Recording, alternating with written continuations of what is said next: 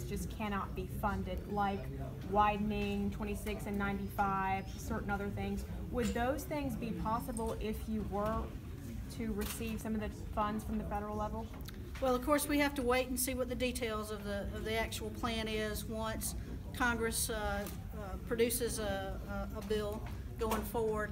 But certainly, widening of our rural interstates would be something keen on our list to try to advance moving forward.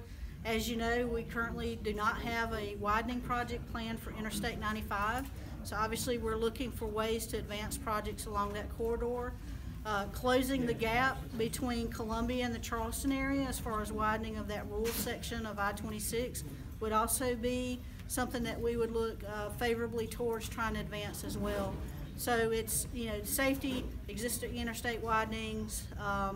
Obviously, if there's any critical bridge needs that we would have that we're currently not able to fund, we would look for things like that. But basically, continuing our existing programs as best as we can.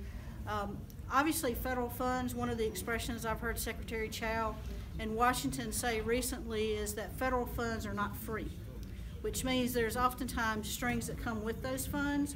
And so working at the DOT, we obviously know how to navigate through a very complicated process with federal funds.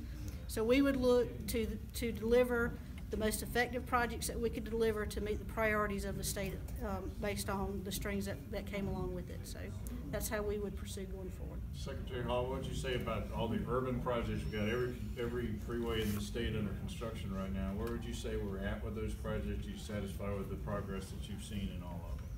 So our urban interstate widening program really began in earnest in 2013 when the General Assembly passed a funding measure to allocate about $50 million a year to the DOT for us to move forward.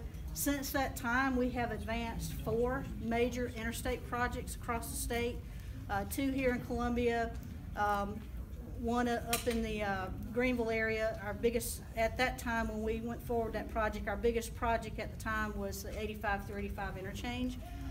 That's well under construction, progressing very well, noticeable difference in the area when you drive it. We're also working on the 85 corridor between Greenville up towards Spartanburg and the Cherokee area.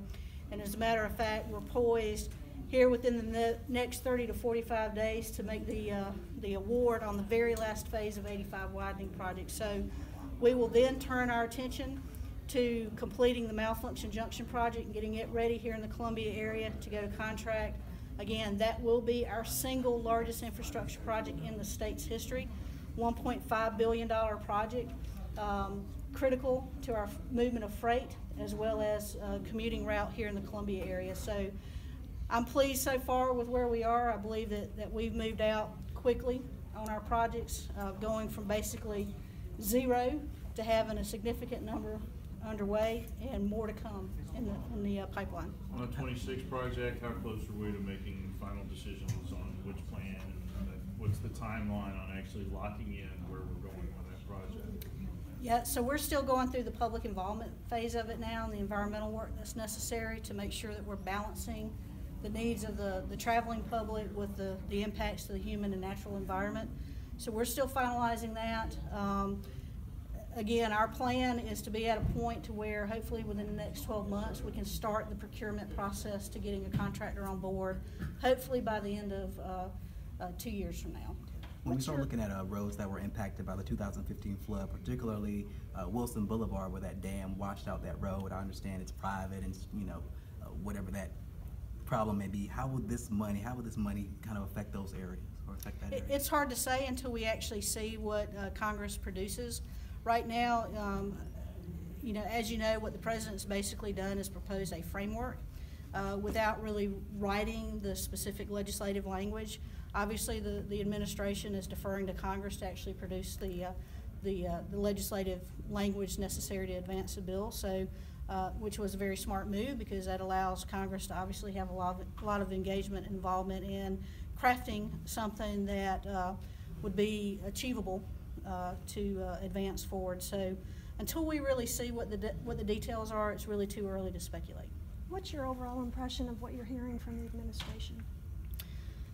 We're excited about it. It's unprecedented, as I mentioned before. It's the level of engagement I have been with the DOT for more than 2 decades, and I can tell you for the first time in my career, the opportunity just has not presented itself for the administration to reach out to the state DOT leaders, myself included, asking for, hey, what are some ideas, what are some hurdles, what is it that we can do to help accelerate projects, to help you do what you need to do at the local level to advance the improvement of our infrastructure. So we're very excited about the opportunity. We believe that we're very well positioned as a state, not only because of the recent motor fuel increase, but also because of the local sales tax programs that have been in place for quite a while in our state. So we're bringing money to the table. And so any opportunity that we have to leverage additional federal funds to our already planned programs to accelerate those, to me, is a win-win. Going back to some of the strings that you mentioned earlier, I know that state sources would have to sort of help fund this effort. And so would the roads bill be counted as a source in that area? That's certainly one of the items that we are discussing with USDOT and the administration. Is there's something called a look-back provision that they've written into some of the draft language that basically would give folks that bring money to the table, non-federal dollars, so state dollars or local sales tax dollars or hospitality fees, CTC money, I mean, whatever it is, as long as it's non-federal dollars, to give credit to those entities for moving things forward. The basic premise behind the president's proposal is simply that the current model of transportation finance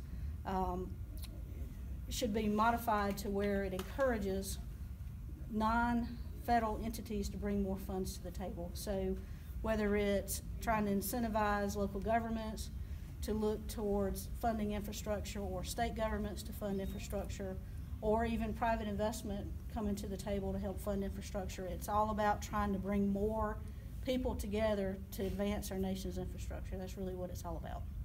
So if this passes as it is, as it stands right now, this would be really good for South Carolina. We believe that we're very well positioned. Thank you. Last question. Thank you. Y'all done? Thank you.